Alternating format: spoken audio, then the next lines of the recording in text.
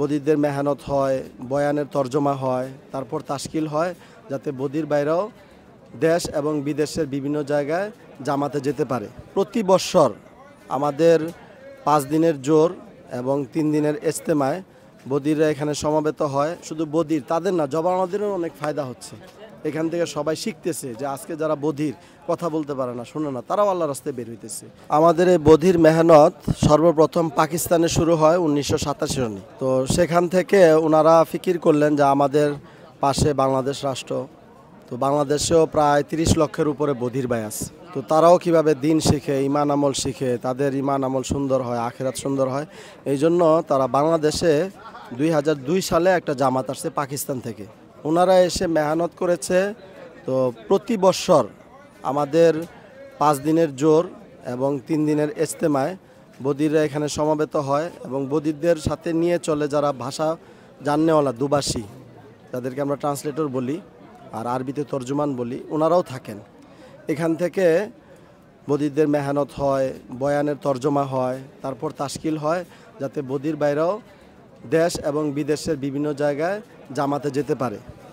এর দ্বারা বদির ভাইদের যেমন ফায়দা হচ্ছে, যারা কথা বলতে পারে না, শোনে না, তাদের তো কোথাও কোনো তাদের জন্য কোথাও দিনের শিক্ষার কোনো ব্যবস্থা নেই, মাহফিলের মধ্যেও নেই, জুমার নামাজের মধ্যেও নেই। তারা তো কথা শুনে না, তারা কথা বলতে পারে না, তারা দিন কিভাবে শিখতে হয় এগুলো জানে না।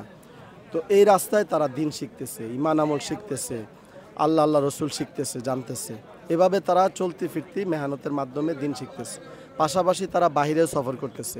আমাদের অনেক সাথী বধির আছে, প্রতিবন্ধী, তারা পাকিস্তানে সফর করছে, মালয়েশিয়া সফর করছে, সিঙ্গাপুর, ইন্দোনেশিয়া, বিভিন্ন জেলায় সফর করেছে। আলহামদুলিল্লাহ আমাদের এই বধিরদের মেহনতের দ্বারা শুধু জবানওয়ালা কথা বলতে পারে, শুধু বধির তাদের না, জবানওয়ালাদেরও অনেক ফায়দা হচ্ছে। এখান থেকে সবাই শিখতেছে যে আজকে যারা বধির, কথা বলতে পারে না, শোনে না, তারাও আল্লাহর রাস্তায় বের হইতেছে, তারাও ইমান আমল শেখার জন্য বের হইতেছে। আসলে আমরা নিজেদেরকে অনেক ভাগ্যবান মনে করছি, কেননা হাদিসের মধ্যে আল্লাহ রসুল বলেছেন যে দুর্বলদের উসিলায় তোমাদেরকে রিজিক দেওয়া হয়। তো তারা তো আমাদের সমাজে অবহেলিত, পরিবারে অবহেলিত, রাষ্ট্রীয়ভাবেও তারা অবহেলিত। তাদের সাথে কেউ গল্পগুজব করে না, কেউ মিশতে চায় না। কিন্তু তাদেরকে আল্লাহ তাআলা সৃষ্টি করেছেন, তাদেরও ইমান আছে, আখিরাত আছে, কবর আছে, হ্যাঁ, তাদের জন্য জান্নাত জাহান্নাম আছে। এখন পর্যন্ত ২০০ আপ ডাউন হতে পারে, ২০০ কম বেশি হবে।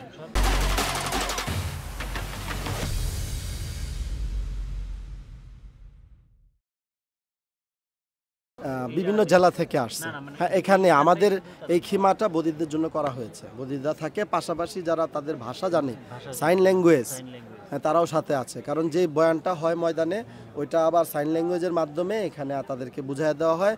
এবং ময়দানের ভিতরে যেভাবে তাশকিল করা হয় চিল্লার জন্য, বিদেশ সফরের জন্য, এখানেও আমরা বয়ানের শেষে বদিরদেরকে তাশকিল করি যাতে করে তারা আল্লাহর রাস্তায় বের হতে পারে। তারা আসলে যখন জানে যে তাদের ইমান আমল শিখা দরকার, আখিরাত বানানো দরকার, তাছাড়া স্বতঃস্ফূর্তভাবে আল্লাহর রাস্তায় যাওয়ার জন্য নিয়ত করে। এবং যখন তারা এটা মাইন্ডে আনে যে অন্যান্য রাষ্ট্রীয় বধির আছে কিন্তু তাদের দিন শিখার জন্য কোনো সোর্স নাই, তখন তারা নিয়ত করে যে আমরা তাদের কাছে গিয়ে দাওয়াত দিব, যাতে তারাও আমাদের মতো দিন শিখে এবং দিনের উপর চলে এবং তারাও আল্লাহর রাস্তায় বের হয় বিদেশ সফর।